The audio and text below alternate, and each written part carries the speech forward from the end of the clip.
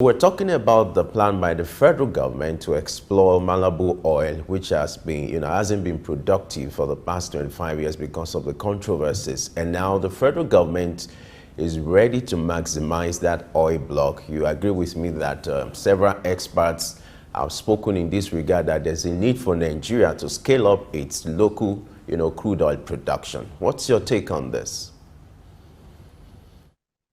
I think finally the controversy around the Malabu oil between Dan Itete and the Abacha family is finally put to rest.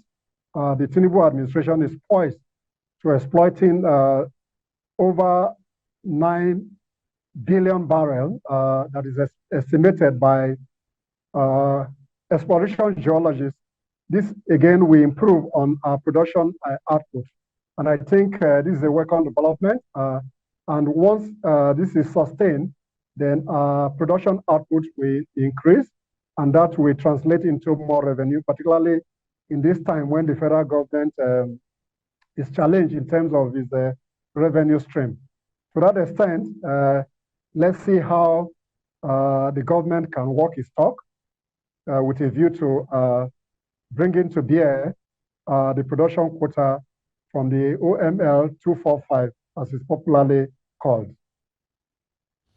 Let's look at some of the lessons for Nigeria, looking at the controversy that trailed this oil block, the argument here and there, the litigation. What are the lessons inherent for Nigeria, and what do you expect now that the federal government has shown readiness to maximize this oil block? What kind of approach are you expecting this time around? Number one is due diligence in terms of the federal government issues operating license for the oil wells must be critically looked at. And then two, international measure that bid for some of those things was equally be scrutinized. To that extent, once these due diligence are done, then the controversy in terms of the allocation of the juicy oil wells, as they are formally called, the case will not be there. To that extent, the federal government must be up and doing in terms of doing real technical due diligence in terms of those who operate some of these oil fields. All right. I strongly believe that there's a need for Nigeria to also come up with the right policy. I learned that there are some international oil companies that are taking interest in taking over the oil block. What do you think should guide this kind of exploration and then awarding this oil block to this kind of IOC companies? What should guide the guideline, the framework? What kind of expectation are you expecting from the oil company that are going to take over? Because you're talking about the oil block that can produce about 9 billion barrels per day. Yeah, I think the issues are very clear. There's already a regulatory framework. The Petroleum Industry Act is a framework that guides the upstream, the midstream, and the downstreams. So once the regulatory agencies are up and doing, then these issues of controversy of the federal government going to court with the people that originally had the license will not be there. So essentially, every regulatory agency, both upstream, midstream, and downstream, must be up and doing in terms of their regulatory responsibility, so that international oil measures are equally regulated in line with the existing framework that guide the Petroleum Industry Act. All right, let's move on to the next story, where the executive chairman of the Nigeria Communication Commission has stressed the importance of quality of service for telecom operators, adding that the commission will not tolerate any excuses in delivering high-quality service. The issue of high quality service when it comes to telecom in Nigeria has been of concern. There are complaints about poor quality in some areas due to poor signal, in those areas. Now, attention is being drawn to rural areas where you have more of this problem.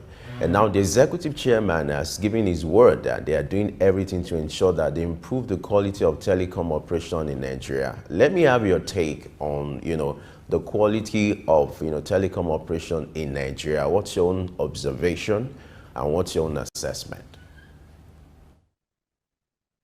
The executive vice chairman of the NCC pronouncement in terms of service quality is in order, but what is of critical note is that the infrastructure must be put in place to be able to sustain the operation of the telecom industry. It's when these infrastructures are improved upon that you can talk about service quality delivery. So it behoves on government to sustain infrastructural development in that sector, then it can regulate properly on how service delivery can be affected by the operator. So it's a two-way traffic, in my view. The government must improve on its infrastructure efficiency. Then telecom operators must equally improve on their service delivery.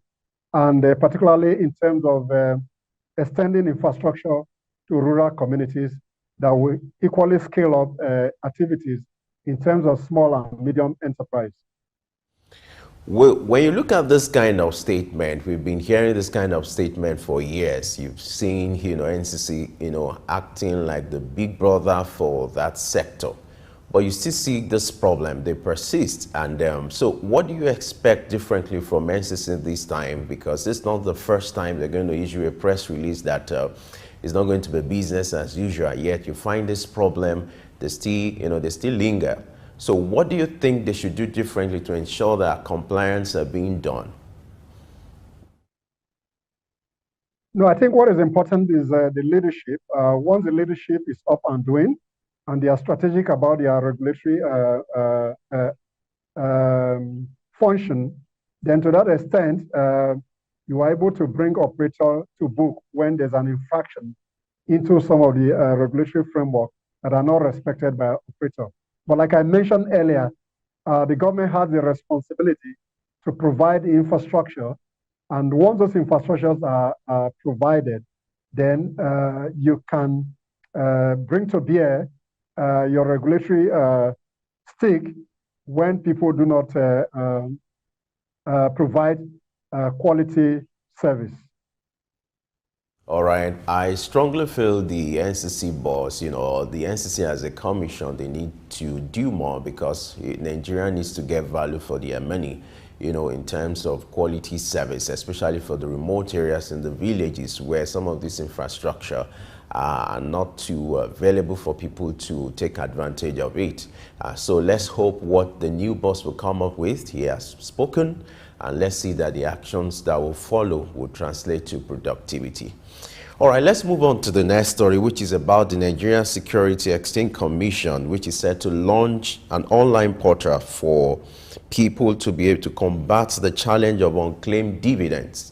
This has been of concern too over the years, unclaimed dividends. If you look at the bottleneck involved for some people who have invested in the stock market, shareholders, getting their dividends. But now, to tackle this age-long challenge, the Nigerian Security Commission is unveiling an online platform, which is to make it easier, bring efficiency into the claim of dividends, to make it easier for shareholders to be able to get their dividends. What do you think will be the impact of these, in few days to come? The deadline set by SEC is 30th of November. I think in another breath, this is a welcome development. But to what extent can SEC sustain this e-portal system that can ease the claims of dividends? I think e-dividend ecosystem is very important because there are a lot of unclaimed dividends for those investors who are unable to claim. So when you have an e-commerce ecosystem that will bring about efficiency in terms of collections of dividends. And once these dividends are collected by the owners, it will impact in terms of finances, because once people have this dividend claim, then that will improve on their purchasing power and their finances. So it's a win-win situation, both for the Security Exchange Commission and investors who find it difficult to get their dividend, which is a return on their investment in the stock market.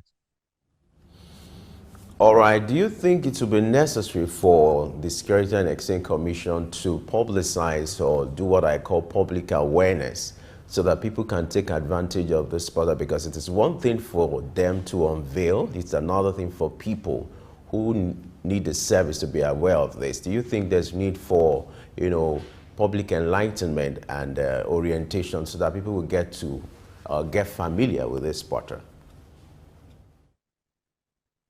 I agree with you absolutely, Femi.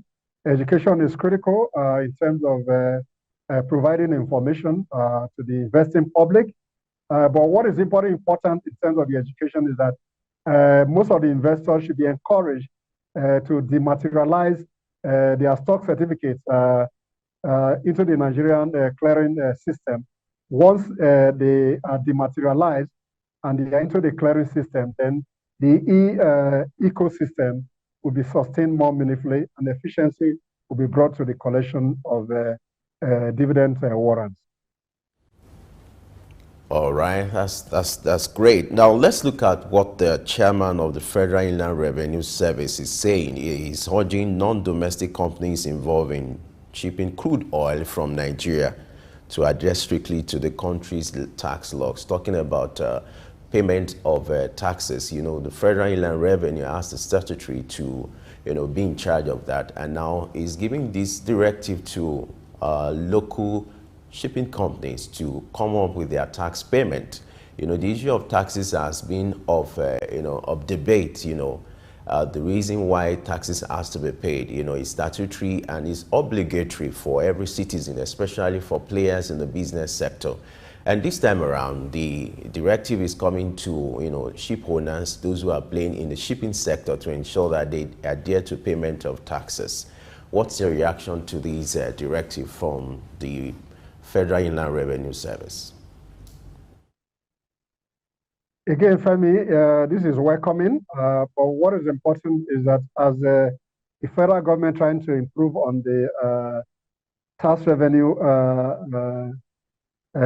safety net, there's a need to push forward the agenda of how these companies can remit their tax. So the operators within that industry must equally be responsible in trying to pay their tax obligations. And once these tax obligations are paid to the government, then the government can invest those taxes in terms of social infrastructure that will benefit everybody. All right. The Commission is also planning to reduce the tax GDP ratio, to 18% in the next 3 years. Do you think this is ambitious? Do you think this can be realized in the next 3 years? The plan is not to also burden Nigerians, but to expand, the tax net in order to be able to meet this target. Are you optimistic that under the leadership of the President Chairman, FRSC can meet this target in the next 3 years? I think it's possible. It's a good target. There are issues with tax collections. Once there's a strategic focus from the leadership of the Federal Inland Revenue, then these are sustainable. It's possible to achieve that once the focus is there. I think what is key is the extent to which we can improve on the safety net in terms of tax collection.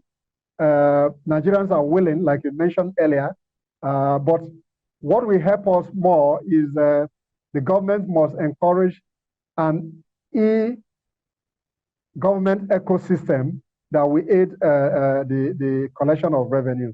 To that extent, we can find a way to boost the revenue coming from tax, which will be used for the greater good of Nigerians.